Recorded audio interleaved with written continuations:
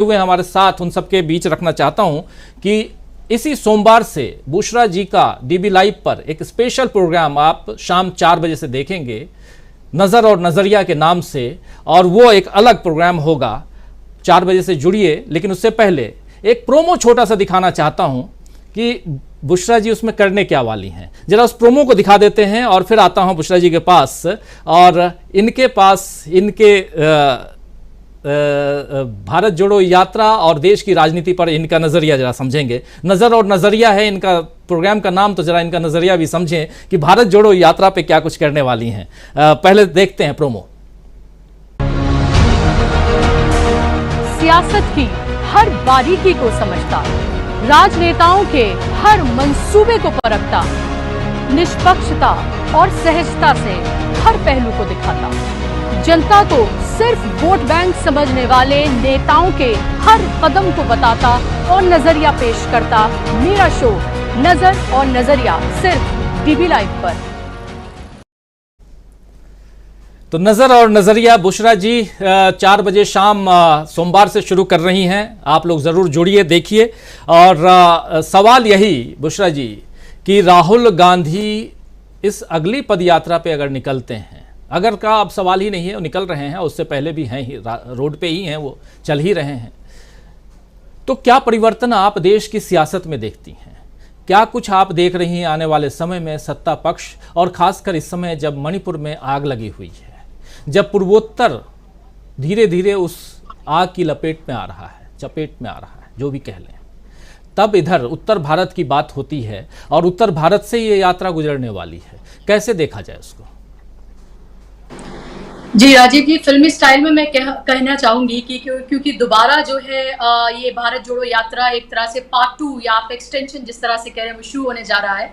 तो कुर्सी की पेटी बांध लीजिए क्योंकि मौसम बदल रहा है। और लगातार आप ये देख रहे हैं कि जब से भारत जोड़ो यात्रा शुरू हुई है, उसके बाद जो नए गठबंधन का नाम जो है इंडिया रखा गया है, तब से आप लगातार देख रहे हैं कि किस तरह से अलग अलग तरह की टूल किट्स जो हैं वो पेश की जा रही हैं, लेकिन उसके बावजूद भी हाथ कुछ नहीं लग रहा है। अभी आप ये देखें कि शायद आपने अभी ट्विटर पर देखा हो कि बड़े बड़े चैनल्स के जो बड़े बड़े पत्रकार हैं, उन्होंने अब ये कहना शुरू किया है कि लगातार प्रधानमंत्री और गृह मंत्री जो हैं वो अपडेट्स ले रहे थे, 3-3 बार दिन में अपडेट्स ले रहे थे मणिपुर में क्या हो रहा है। तो इससे शर्मनाक तो कोई और बात हो नहीं सकती कि अगर देश का गृह मंत्री, देश के प्रधानमंत्री अगर दिन में 3-3 बार अपडेट्स अगर ले रहे थे, अगर उन पत्रकारों की माने, क्योंकि वो देश के जाने माने चैनल्स के टॉप पत्रकार हैं, उनके ट्वीट्स की अगर माने, तो फिर तो इससे शर्मनाक कोई बात हो नहीं सकती कि 78 दिन तक, 80 दिन तक ये सब कुछ चलता रहा। तो आखिर इसको कंट्रोल कौन करेगा फिर? अगर ये देश के प्रधानमंत्री के हाथ में नहीं है, देश के गृह मंत्री के हाथ में नहीं है, तो आखिर फिर किसके हाथ में है? अभी तक आप ये देखें कि इस्तीफा नहीं मांगा गया है। ये सरकार लगातार ये दिखाती है, अपनी गलतियों को ना छुपाते हुए बल्कि सामने चौड़े होकर सीना खोलकर ये दिखाया जाता है कि गलती हमारी है, लेकिन किसी का इस्तीफा नहीं लिया जाएगा।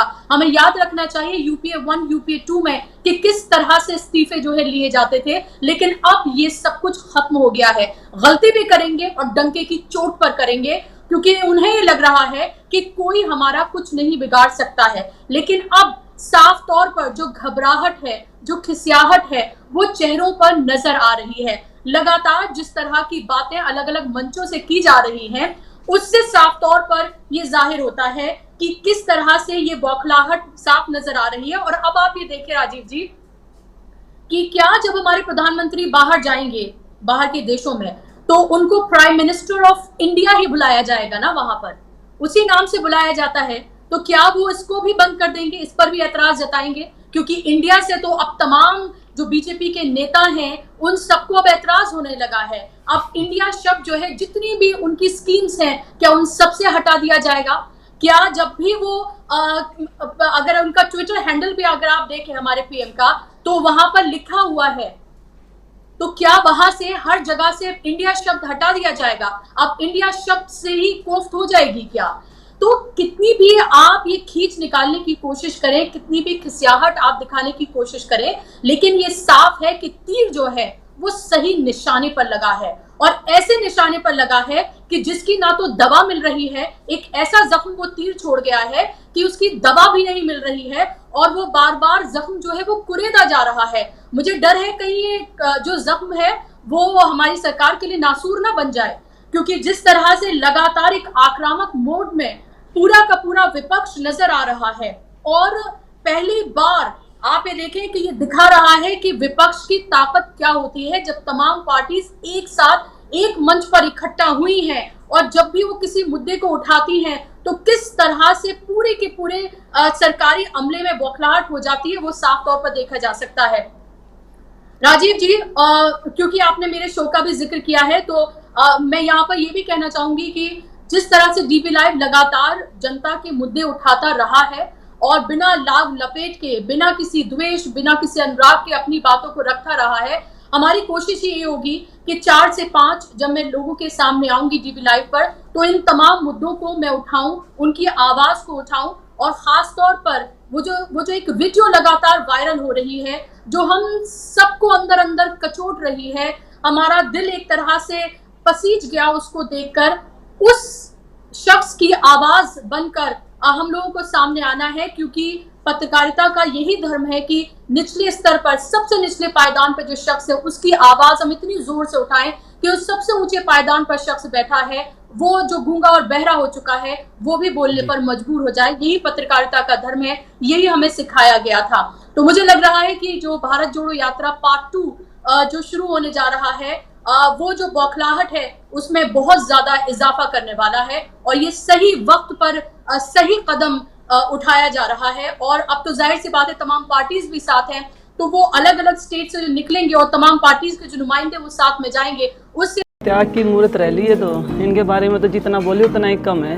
आपकी तो कई पीढ़ियों से ही त्याग चल रहा है। सलूट है मैम आपको, धन्यवाद हमारे, जो कि मतलब आपके साक्षात दर्शन होने लग रहे हैं। ये देखो प्याज का मारा मुकार खा लिए, ये वजह इतनी महंगाई होगी भाई, मिर्ची लाल मिर्ची भी नहीं खा सकते। टमाटर भी बना लो, टमाटर देखते भी नहीं हुए, इतने महंगे हो गए, वेरी एक्सपेंसिव है सब कुछ। तो जमींदार आदमी तो नहीं खरीद सकता ना 200 रुपए किलो। अब तो जीरा भी महंगा हो गया, जीरा भी नहीं खरीद सकते। जमींदार खेती करता है तभी तो देख खा पाता ना। जीरे लगाते हैं, कनक लगाते हैं, खुबात कितनी दिन रात एक करते हैं जी, फिर भी हमारे को बजट नहीं बन पा रहा है। खाद बीज बढ़ा दिया, दवाइयाँ बढ़ा दी। अग्निवीर का जब लागू किया तो कितने बच्चों ने सुसाइड किया, तो बच्चे को वहाँ 4 साल के वो कर रहे हैं, तो फिर फायदा क्या हुआ मैम? ये देखो नौकरियाँ तो खत्म कर दी। अब गरीब बच्चे, ये देखो मतलब गरीब इंसान उसमें पढ़ा रहे हैं। फिर सारा सिस्टम प्राइवेट होने के कारण फिर फायदा क्या हुआ? जमींदार हम कितने दिन मतलब तिल तिल के मर रहे हैं। देखो वहाँ पे खेतों में बाढ़ आ जाती है, कोई मुआवजा नहीं मिलता। सर ये देखो GST लागू कर दी, छोटी सी मोटर लेने जाते हैं 12,000 की मिलती है। पूछते हैं भैया ऐसे क्यों? कह रहे कि 10,000 रुपये तो रेट है, 2,000 रुपये GST है। तो गरीब मतलब किसान, ये देखो आप क्या क्या मतलब कर मैनेज कर पाएगा हैं? अच्छा सिलेंडर बढ़ा दिया, बिजली के बिल इतने भर नहीं सकते। हाँ अगर बिजली के बिल नहीं भरेंगे तो मीटर काट दे हैं। ये देखो आप सिलेंडर कितना टाइम चलता है आपके? एक महीना चलता है। तो उसमें फिर वही दिक्कत आती है, 1 महीने के लिए 1200 रुपये। ये देखो